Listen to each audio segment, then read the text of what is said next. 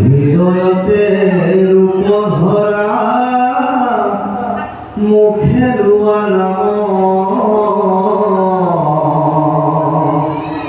কলি যুগে নাম বিনা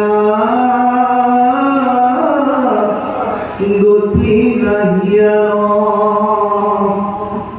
অপার সংসার জানা পাইবা মহাপুরে ও রাম কৃষ্ণ ঘুষি লোক মুখে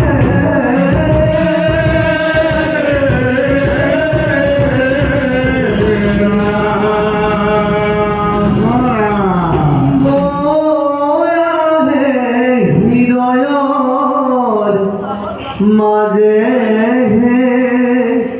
যমুনা বয়া হে হৃদয়র মাঝে ও ভকতর পাইলু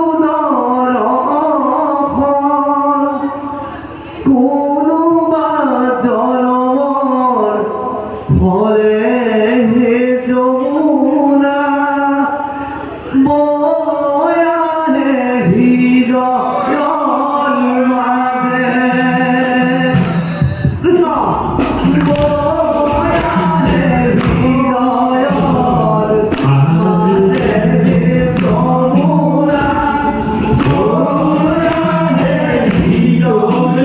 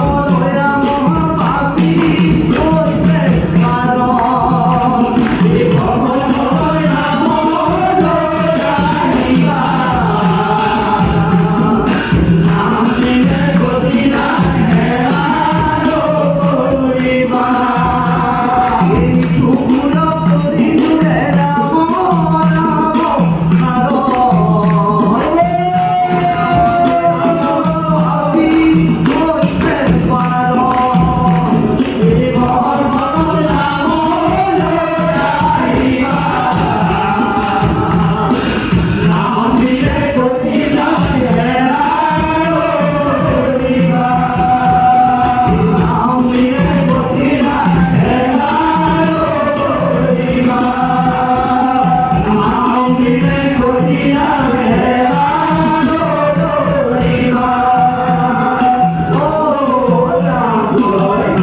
কৃষ্ণ কৃষ্ণ কৃষ্ণ কৃপালু বাপায় সমস্ত গুৰুজনাই বাপজন কৃষ্ণ বৰা বাপজনে এভাগী শৰাই অৰ্পণ কৰিছে, সেৱা ধৰিছে।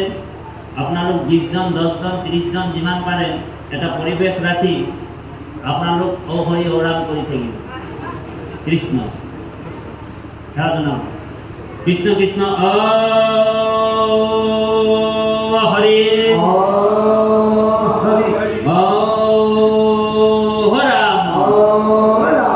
কৃষ্ণ। গতিকে 7টা লোক ওপৰত 7টা লোক তলত, এইটো 14 ব্ৰহ্মাণ্ড বুলি কৈছে। আৰু 14 ব্ৰহ্মাণ্ডটো ভগৱন্তৰ শৰীৰটো। সেইকাৰণে আমাৰ জগতগুৰু শ্ৰীমন্ত শংকৰদেৱে 14 ভুৱনৰ মংগলৰ কাৰণে প্ৰসংগ কৰিছিলে, নাম গাইছিলে। সেইকাৰণে আজিও সেই প্ৰসংগটোক 14 প্ৰসংগ বুলি কোৱা হয়। ঔ হৰি ঔ ৰাম। বোলে 14 ভুৱনৰ মংগলৰ কাৰণে কোনে নাম গাইছিলে? আমাৰ গুৰুজনাই গাইছিলে। আমাৰ গুৰুজনাই গাইছিলে। অকল আমাৰ গুৰু বুলি ক'লে নহ'ব, মোৰ গুৰু বুলি ক'ব লাগিব। বাহিৰে ভিতৰে উচ্চ কণ্ঠৰে গুৰুৰ নাম লওক সকলোৱে। জয় জগতগুৰু শ্ৰীমন্ত শংকৰদেৱ। এইরকম গানরে আওয়াজে নাই ওলাইছে। গুরুর নাম উচ্চ কণ্ঠরে লোক ঊর্ধ্ববাহু করিল।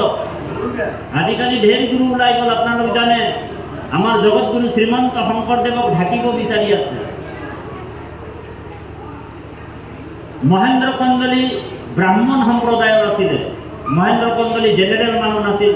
তেওঁ ঊৰ্ধ্ববাহু কৰি কৈছে, হে ৰাম শুনা ভবা পদ পদ, এ কহিলু নিশ্চয় শংকৰ দেৱ তময়ী পখিলু ঘৰণ। মহেন্দ্ৰ কন্দলী ব্ৰাহ্মণ আছিলে। তেওঁ গুৰুজনাৰ ওচৰত শৰণাপন্ন হৈছে আৰু সকলো বিশ্বক আহ্বান কৰিছে যে শুনা ভবা পদ পদ কহিলু নিশ্চয় শংকৰ দেৱ তময়ী পখিলু ঘৰণ। শুনা কৰ্ণপুৰ চতুৰ্ভুজ দুয়োজন, নৰোত্তম বৃদ্ধ তুমি পণ্ডিত গহন।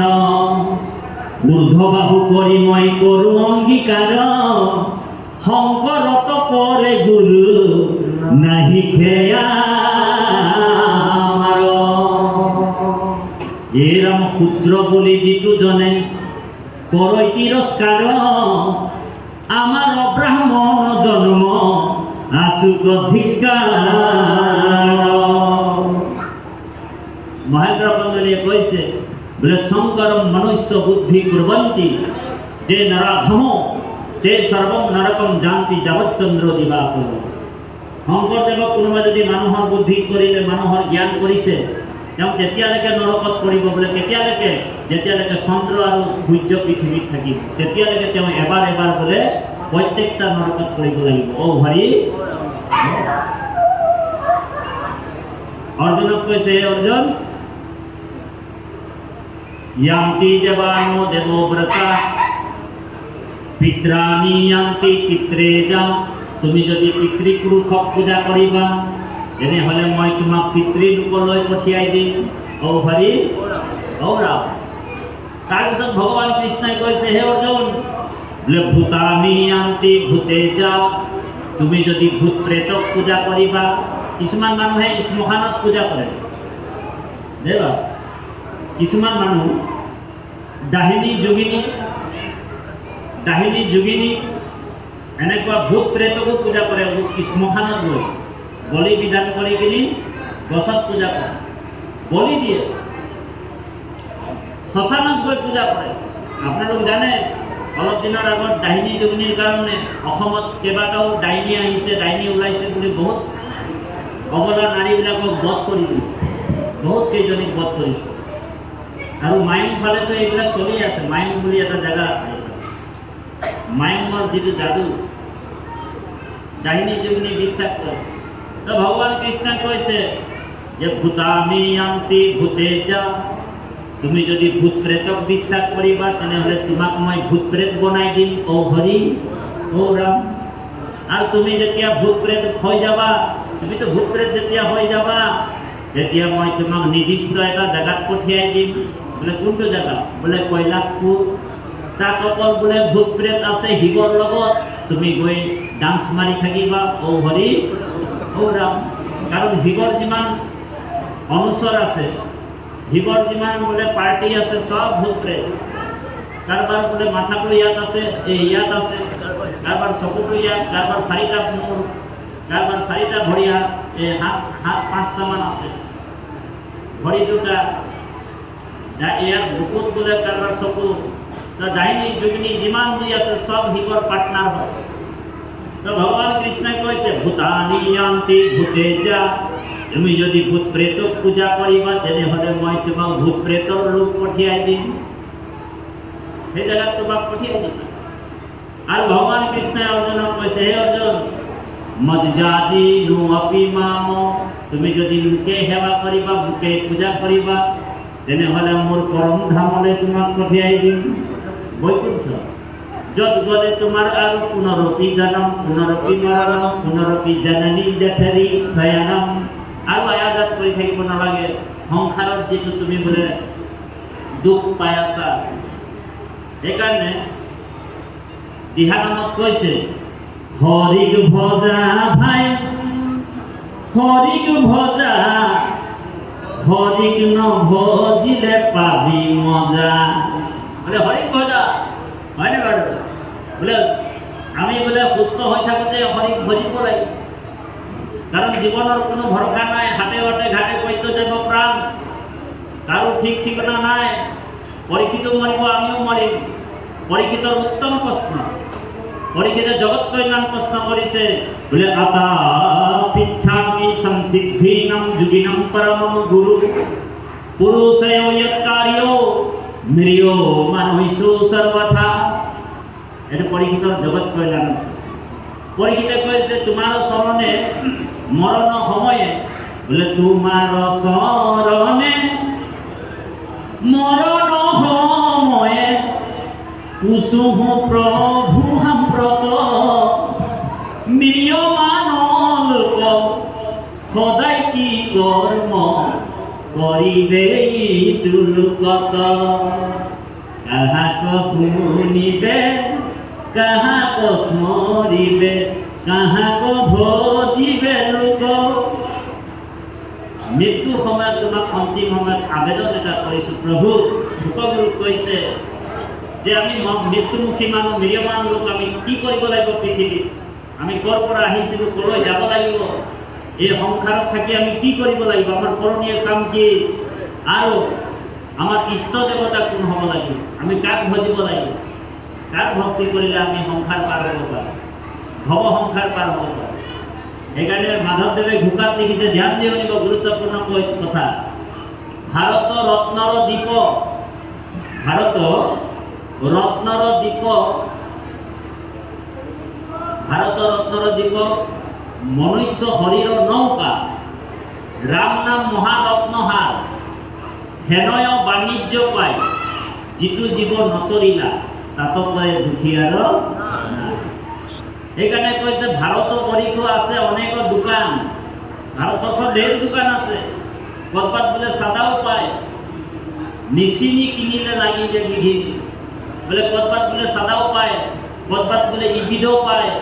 যদি আপুনি দোকানখন ভালকৈ চিনি নাপায়, য'তে ত'তে নাম লগাই লয়, তেনেহ'লে ঔ হৰি ঔ ৰাম, গণ্ডগোল হৈ যাব। ক'ৰ পৰা কি বস্তু লয় সেইটো কোনো ঠিক নাই। বোলে এইখন দোকানত আহিব লাগিব, ভালকৈ ভাল দোকানত যাব লাগিব, বোলে এইখন হৈছে হৰিৰ নামৰ বোলে দোকান, বোলে এইখনতে ভাল বস্তু পাব। সেইকাৰণে ভক্ত মহন্ত ভাগৱতৰ ওচৰত খেতি কৰি যথা তথা আহি যায় কৃষ্ণ কথা শুনিবৰ কাৰণে। কৃপালু বাপাই সমস্ত গাড়ীৰ পিছফালে লিখা থাকে ন, আকৌ আহিম আমি দিহানাম এটা আমাৰ বাপজনে গাব, দূৰলৈ ইয়াতে শেষ হ'ব, অধ্যায়টো কৰিব। আপুনি আমি বহুত দূৰলৈ যাবও লাগিব। আমি কাইলৈ মোৰ অনুষ্ঠান আছিলে ধেমাজিত, গতিকে কাহিনী কথাৰ টোপোলা কেইটামান থাকি গ'ল, সময় পাখি লগা কাৰৰ নিচিনা গৈ আছে, গৈ থাকিব।